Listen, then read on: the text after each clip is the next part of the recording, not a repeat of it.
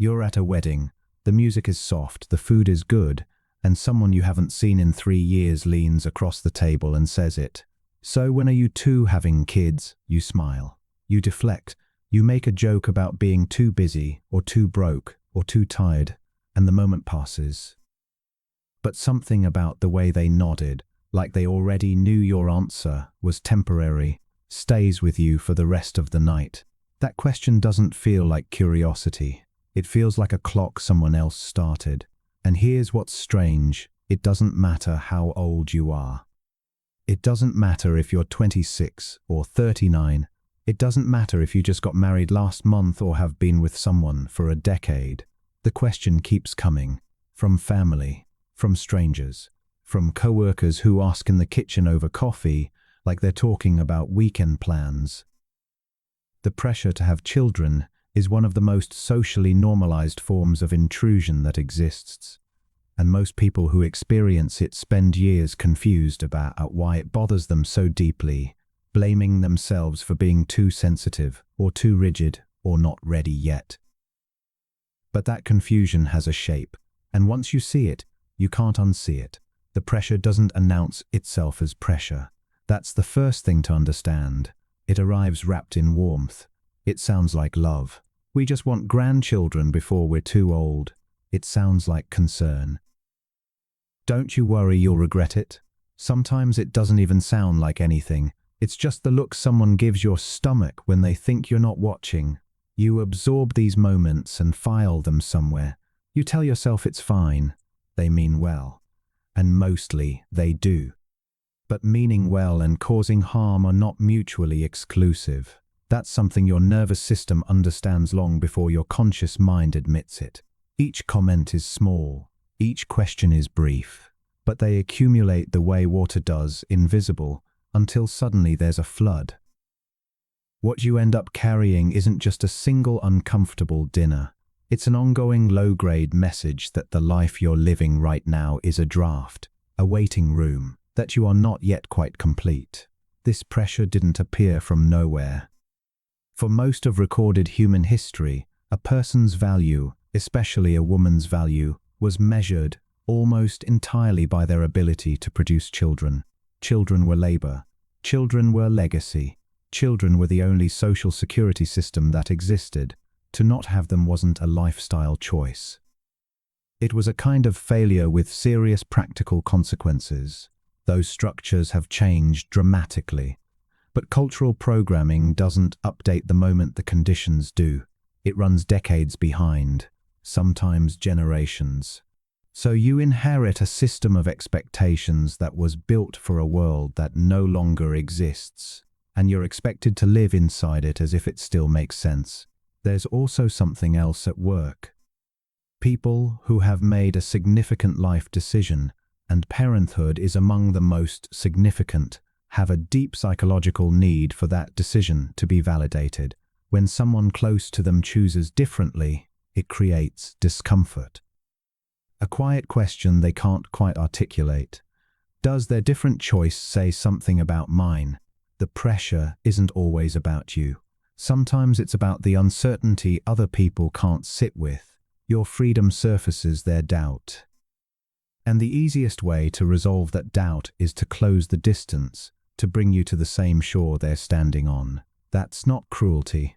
It's just how human beings manage the anxiety of watching someone live differently. Here's what the pressure actually does.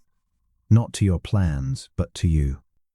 It creates a kind of chronic low-level noise that runs underneath everything. You stop being able to make decisions about your own body and your own future from a place of genuine clarity, because the air is never quiet enough to hear yourself think. Some people respond by overcorrecting. They become loudly certain in one direction, planting a flag, declaring a position that maybe they haven't actually settled into yet, because certainty feels safer than ambiguity when everyone is watching. Others respond by going vague. We'll see. Maybe someday. They learn to give answers that are technically true and emotionally opaque, building a small wall around something they haven't figured out themselves. And some people spend years in a fog that researchers who study decision-making describe as decision paralysis. Not because they don't care, but because the weight of external expectation has mixed so thoroughly with their own feelings that they can no longer tell the difference. What do I actually want? It seems like a simple question. It becomes genuinely hard to answer when you've been told what the answer should be for long enough. Nothing accelerates the pressure quite like time. At a certain age, the conversation shifts. It's no longer curiosity. It becomes urgency. And the word still gets weaponized in a way that is hard to describe if you haven't felt it. You're still waiting? You still don't have kids? The biology is real. That part is true. Fertility does change over time. But the way this biological reality gets deployed in conversation has almost nothing to do with medical fact, and almost everything to do with social control. Because the people delivering this urgency, at the dinner table, at the family reunion, in the comment sections of posts that have nothing to do with children, are not your doctors. They don't know your body. They don't know your relationship. They don't know your history, your losses, your quiet deliberations in the middle of the night. What they know is that time is a lever, and it works. Your nervous system cannot distinguish between real threats and socially constructed ones. The clock-ticking feeling is physiologically identical to other forms of pressure. Your cortisol rises, your thinking narrows, your sense of available options shrinks. You make decisions faster and less freely than you otherwise would. Urgency is not clarity. But when you're living inside urgency, it's almost impossible to feel the difference. For people who have decided, clearly, deliberately, that they don't want children, the pressure doesn't end. It evolves. At first, the response to "we don't want kids" is disbelief. You'll change your mind. The future tense is important here. What it communicates quietly is your current self cannot be trusted. Your present conviction is a temporary misunderstanding that time will correct. When you don't change your mind, the response shifts to concern. Won't you be lonely? Who will take care of you? These questions carry their own logic and their own assumptions. That purpose flows from caregiving, that a life without children is a life pointed at a kind of ending. And when you hold your position across years, something stranger happens. Some people stop asking and start pitying.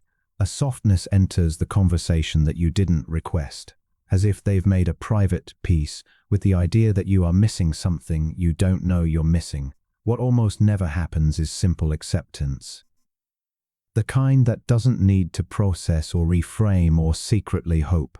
That absence of just being believed is its own quiet weight. There's another layer that almost no one talks about when they're delivering the pressure. They don't know what's happening in your body, or your partner's, or what you've already been through. For people navigating infertility, pregnancy loss, or medical circumstances that have made the question of children profoundly complicated, the casual pressure is not just annoying, it lands in an entirely different place. When are you having kids? From a cousin at Thanksgiving becomes something that has to be survived. You build a face for it. You rehearse the casual answer. You learn to absorb a question that assumes a simplicity that does not exist in your life. And you do this in private. Because the grief of wanting something you can't have, in a culture that treats that thing as both simple and expected, is not a grief that gets a lot of public language. There's no clean word for the specific sadness of being pressured towards something that is also your most private wound. Here's what almost no one accounts for when they ask the question. The pressure costs something even when the answer is yes. People who want children and have them under the weight of external expectation, without the time or silence to arrive at that decision themselves, sometimes spend years wondering, not whether they love their children, which they do, completely, but whether they loved themselves enough to choose well, whether the decision was theirs in any meaningful sense, whether they would have arrived at the same place if the world had been quieter, Autonomy over major life decisions isn't just a preference. Psychological research on self-determination consistently finds that when people feel they're acting from genuine internal choice rather than external pressure, they experience greater well-being, more resilience through difficulty, and a deeper sense of identity. The pressure erodes that. For everyone, regardless of which direction it pushes you. What looks like community investment in someone's future is often, underneath, a subtle removal of their right to that future's most intimate architecture. The pressure to have children never really stops because it was never really about you. It was about a very old story that societies tell themselves about what a life is for. About legacy and continuation, and the particular comfort that comes from watching the people you love make choices that resemble the ones you made. You can understand all of that and still refuse to be narrated by it. Somewhere underneath the noise, the questions at weddings, the looks across tables, the urgency that arrives with every birthday, there is a version of you that knows what it wants, or knows that it doesn't know yet, or knows it's grieving something that doesn't have a name. That version of you deserves the space to exist, not after you've answered the question to everyone's satisfaction, right now, in the middle of the not knowing, in the middle of the deciding, in the middle of a life that belongs to no story but your own. The clock someone else started isn't the clock you have to run by. Someone at a family dinner asks when you're having kids. You smile and deflect. But the question stays longer than the night does, and it was never really about curiosity.